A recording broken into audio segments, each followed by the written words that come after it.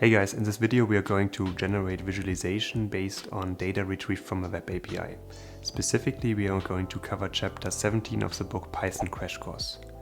We are going to create a program that can automatically retrieve data from the web using a web API. We'll also learn more about Plotly. If you want to follow along, you'll find the link to the book in the description down below. Let's get right into it. We are going to use a web API to retrieve data from different sources, for example from GitHub. Specifically, we are going to head over to GitHub, which is a platform used by a lot of developers to host their own projects and to exchange, for example, about open source project and collaborate. And on here we can see we have the search functionality and we can search for various projects. If we do that, we can navigate to a project. For example, here we have a project called Python inside of algorithm, and we can always take a look at the content. So here we have a number of different folders that we can take a look at, which basically includes the source code of this particular repository. We can also copy this repository or fork it. And we can see up here that it already has been forked almost 34,000 times. We can also see how popular a repository is by taking a look at the number of stars it's got. So this one here got 126,000 stars, which is quite a large number. And what we are going to do is we are going to use a web API to get the data from GitHub, from the various projects that exist in the Python language, and we are going to sort them based on the numbers of stars that they got. And then we are going to create a chart based on that data and display the most popular Python repositories on GitHub. And the great thing about that is that as there are new repositories being released or as more people are starring existing repositories, the data, the underlying data will change, but our program that we're going to write is going to use the API, the application programming interface, to get the data from GitHub and to dynamically update our charts.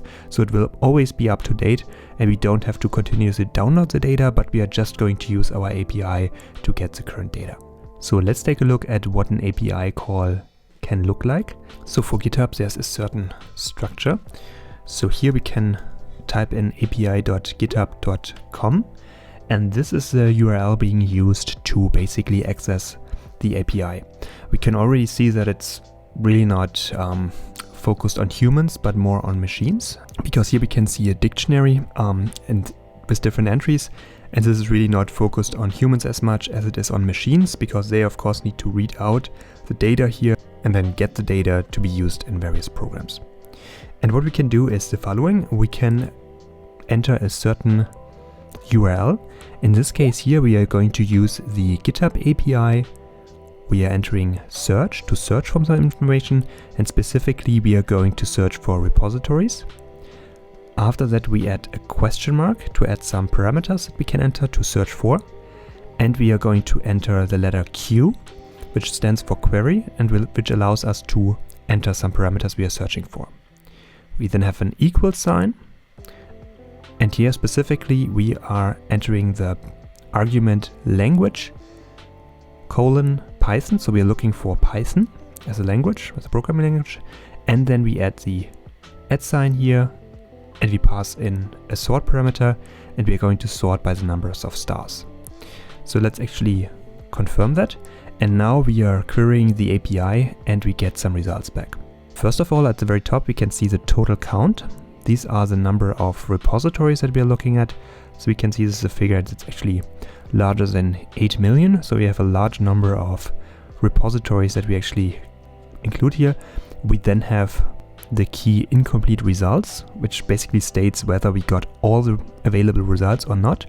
In this case, incomplete results is set to true. That means we didn't actually retrieve all repositories, but just a subset. So the actual number could even be larger. Under that, we have items. As you can see, then we have a list here that includes various dictionaries.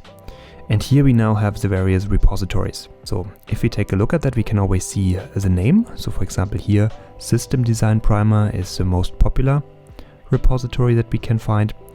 If you scroll down a bit more, there are of course a lot of key value pairs associated with that. The second entry here, for example, is called Python. So that's the name of the repository, and the full name is the algorithm Python, which is actually the repository we looked at before. So that's in second place, and so on and so forth. We have the various entries listed in this result, this response we got back from that API call. Let's install the requests package that Python provides in order to more easily process API requests and also use those inside of a program we're going to write. So here we are going to use the pip package manager again to install the requests module. Once we installed the requests module successfully, let's head over to our code editor and let's actually write a small program using the requests module. So we're going to start out by importing the Python requests module in order to use it. And then we are going to make an API call and store the response. For this, we are initially going to define the URL. Here we simply use the same URL as before. So again, the api.github.com search request here, where we are using a query based on the Python language and sorting by the number of stars. We want to use version 3 of the GitHub API. So therefore, we are going to define a second variable headers. And this one specifies that we want to use version 3 of the API, which is the current version. Next, we are going to issue our request. For that, we are going to use the requests module, and specifically, we are going to reference the get method, and we pass both the URL up here, as well as the headers to that requests get method, and we are storing the response back in R. Now, our response has different parts, of course. What we are interested in initially is the status code, which is one of the response objects we get back. And we're going to print out the status code by specifying r.statuscode. And there are a number of different HTML status codes that can be provided. We are interested especially in response code 200, which states that we got a successful response. Since the response we get back is actually a JSON object, we need to turn that into a dictionary that we can use with Python. For that, we are going to call JSON on our response, and we're going to store that back in a variable called response_dict. And then finally, we're going to process the results. For now, we are interested in retrieving the different keys from our response. So therefore, we are going to print out the keys associated with our dictionary that we got by turning the response, which is a JSON object, into a Python dictionary. So let's head over and let's actually execute our program. And we can see we get back status code 200, which indicates a successful response. And here we can see the different keys that we get back. So we get back the total count, incomplete results, items. So basically the same results we looked at before in the browser. So now that we got the information from the API and stored it in a dictionary, we can now take a look at the data itself and just check that we get back what we actually expect. For this, we're going to update our Python script. Specifically, we are going to start out by printing out the number of total repositories. So once we get back the response and turn that into a Python dictionary, we are going to reference, and then we are going to explore the information about the repositories. So here we are referencing the values associated with the key items in our response_dict, and we are storing that back in repo_dict. We are then going to print out the length of the value we get, and this is going to get us the number of repositories that are actually returned by the API request. Let's actually then examine the first repository, and for that we are referencing the list of repositories that we got here. And specifically, we are indexing into the zeros values, the first value in here, and we are storing that back in a separate variable. We can then get the number of keys that we actually have inside of that specific repository by calling len on that variable here. And then we are going to loop over each key in the list of repository keys, which are sorted, and we're going to print them out. So let's take a look at what we actually get back when we do that. So let's call our program here. And let's scroll up to the top. So we can see, first of all, again, we have a successful request here. We have this number of total repositories, so 8.6 million roughly. We returned a total of 30 repositories, and we have 78 keys associated with the first repository we are looking at. And here we could inspect any of those keys. So for example, we can see if a repository is archived, for instance. We can see when it was created, and we can also take a look at, for example, its ID or its name, or we can get back its URL. Let's pull out the values for some of the keys in our RepoDict dictionary. So here we are going to print out selected information about the first repositories, and then we are first of all going to extract the name out of the dictionary.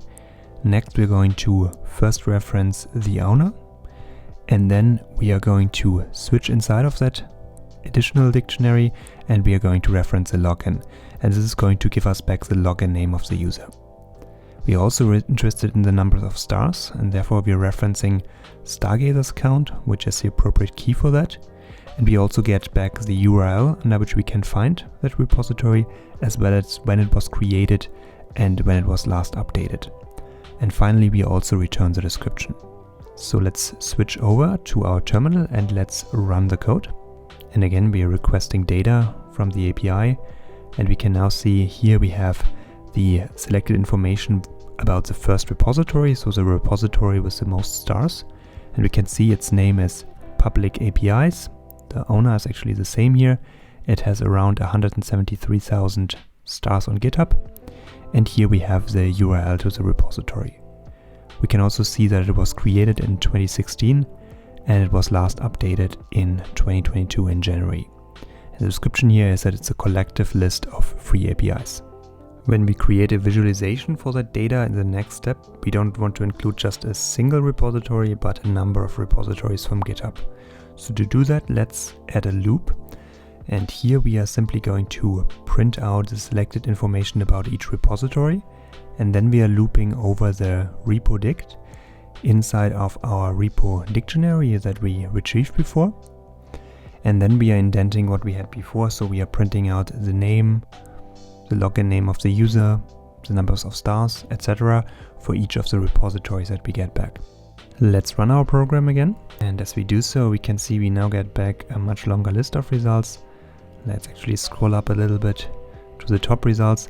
And here we can see at the very top, again, we have our public APIs repository, which is in first place with the largest numbers of stars.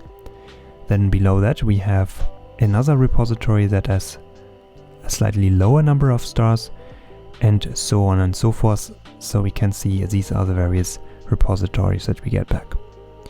Now, as we issue those kind of requests, there are actually some limits we need to take care of, and we need to make sure that we stay within the API rate limits that are provided. We can take a look at those by actually heading over to this URL, api.github.com/rate limit. And if we load that page, we can see the limit. So for example, here we have the option to have 10 requests per minute, and we actually have 10 requests remaining in this minute. But if we head over here and let's say we run our program again here and maybe another time, so we issue 2 more requests. Let's now go back and let's reload the page, and now we can see we now have 8 requests remaining in this minute. And so we use 2 requests here. And we always can see when this limit will reset by this number here. This is actually the time in Unix or epoch time, and this is the number of seconds since midnight of January 1st, 1970. So this is basically when it will reset. But if we run into the limit, then we won't be able to issue any more requests. We just have to wait for up to a minute, and then we'll be able to continue working using our API. By the way, a lot of APIs require us to register and obtain an API key to make API calls. We can do that with GitHub as well. It's not required, but if we actually register and we obtain an API key, the limits that we have will actually be a lot higher compared to the limits we currently have by not having an API key. Let's now create a visualization using the data that we extracted so far, showing the different Python projects on GitHub and ranking them based on the number of stars. So what we're going to do is we're going to create a bar chart where the height of each bar represents the number of stars the project has acquired. So for that, we are going to create a new Python file and basically copy over the information we already have. On top of importing the requests module, we are then going to import the offline capability from Plotly, and we are going to import the bar class from Plotly graph objects. We then create 2 empty lists, the repo names and the stars. And then as we loop over each of the various repositories we get back from our API request, we are then going to append the name of the repository that we got back from the API, and we turned the JSON object into a dictionary. We append that to our empty repo name list. and we do the same for the stars. So by the end of it, we have our stars list with the various stars, and of course the repo names with the different repositories. In order to visualize our data, we then specify the type of graph that we want to work with, which is going to be a bar chart, and we specify the X and Y values, so the repo names, our list up here, and on the Y-axis we're going to use the stars list. We then define the My Layout dictionary here. Here we provide the title of our graph that we display, so the most start Python projects on GitHub, and we pass the X-axis value to it. As a title we have the repository, and for the Y-axis the title is going to be stars. And then of course we are passing the data that we defined, so the repo names and stars, and also the layout information back to Fig. And we're going to call the plot method on offline, passing Fig to it, and also the file name under which we're going to save this. So in this case here, python_repos.html. Now with these updates in place, let's head over to our terminal and let's run our program again. We get back status 200, so that worked successfully. And then if we take a look at the results, we can see the public APIs repository is indeed the most popular one with a total of 173,000 stars, roughly speaking. Now, since unfortunately our response we get back from the API is incomplete, it can actually happen that some of the repositories are actually skipped in the response. So it may be that, for example, there are some repositories in our ranking that are not shown. We can see, for instance, that the public APIs repository is the most popular one, which is correct, but the repositories we had in second and third place are actually different because other repositories were returned. If we were actually going to narrow down the search results that we get back, then we would get a complete response and that would give us a better overview, but this is going to work fine as it is for now. Let's refine the chart styling, and as we saw before, we can include all the styling directives as key value pairs in our data and My Layout dictionaries. So let's adjust that, and let's first head over into our data dictionary here. And here we have our marker attribute, and we are going to add a color in here. So we have a light blue that's going to be displayed. We can also adjust the line width as well as the color, and we are going to change the opacity to 0.6, so it's a little bit more transparent. We're also going to adjust the value inside of My Layout. Specifically, we are going to adjust the title font and set it to a size of 28. And we are going to adjust the values for X-axis and Y-axis. So here for the repository, we are going to adjust the title font and also the tick font. And we do the same for the Y-axis as well. So let's head back to our terminal and let's run our program again. And now we can see we adjusted the size of the text here on the heading and also on the Y-axis and the X-axis. And we also adjusted the color of the different bars. Let's next update the tooltips. We want to use some custom tooltips because currently when we hover over the different bars, we are going to see just the number of stars, but we want to include some more information, specifically the name of the person and also a description of the repository. So to do that, we need a new list that we're going to add called labels, and we are going to specify a variable owner inside of our for loop, where we are actually getting the login name of the owner of the repository, and we also store the description, which we get by the description key. We are then going to create a new variable label, which is going to concatenate the owner, and then a break, a new line, and the description. And we are going to append that for each of our different repositories to our labels list. We also update our data entry here, and we are going to add the hover text attribute, and here we assign our labels list to it. Now with these adjustments in place, let's run our Python script again, and let's take a look at the results. So now when we hover over any of the various repositories here, we can see we not only see the number of stars, but we also see the name of the owner. And we can see a short description of what the repository is actually about. Since Plotly allows us to use HTML on text elements, we can easily add links to charts. So what we're going to do is we're going to add a link to the X-axis where we have the name of the different repositories to quickly switch from our chart over to the GitHub repository. To do that, we first of all are going to rename our repo name here to repo links because it's more accurate.